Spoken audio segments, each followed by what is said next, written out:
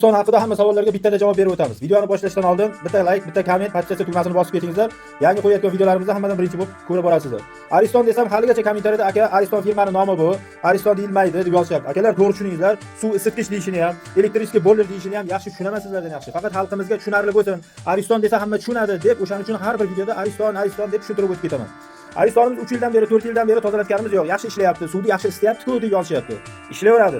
Elektr energiyaga o'zingiz bilmagan holda 2 barobar, 3 barobar ziyod pul to'layapsiz. 5 minutda qizdirish kerak bo'lgan suvni 15 minutda qizdirib beryapti sizga. Birinchidan. Ikkinchidan, ichkarida mana bunaqa nakiblarning hisobiga Aristonni ichki yemirilishi, chirishi kun sayin boshlanyapti. Ikkinchidan. Uchinchidan, tenda atrofiga mana bunday tuzli xlor yig'ilishi natijasida tenda umri qisqaryapti, qachondir tekshirishiga olib kelib, suvga to'k o'tkazib qo'yadi bir kun kelib. Vaqtida tozalatmaganlikning ziyoni.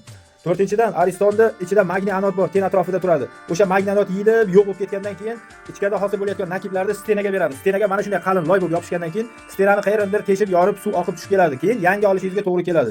Ishlayveradi. 4 yil, 5 yil, 6 yil, 10 yil tozalatmasdan ishlatganlarni ham ochdim. Men 300 ga yaqin Ariston ochdim. 300 ga yaqin. Mana shu yil hisobida yozi bilan har bir narsani tajribamdan kelib chiqib aytayapman. Kimga Ariston xizmatlari, ustanovkalar, Ariston tozalash, Ariston proverka, buzilgan Ariston tenlar almashtirish, mana nomerlar qoldiraman. Bemalol Toshkent 24/7 murojaat qilishlaring mumkin.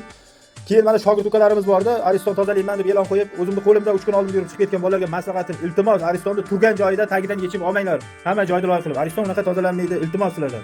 Yechib olib, pastga tushirib, udobni qilib, akkuratni qilib tozalash kerak. Xudo xolasa keyingi videolarimda 0 dan 10 gacha qanday yechib olinadi, qismlar qanday qilib olinadi, har bittasini batafsil tushuntirib o'taman. Videolarni kuzatishda davom eting. Salomat bo'ling, o'zingizni ehtiyot qiling.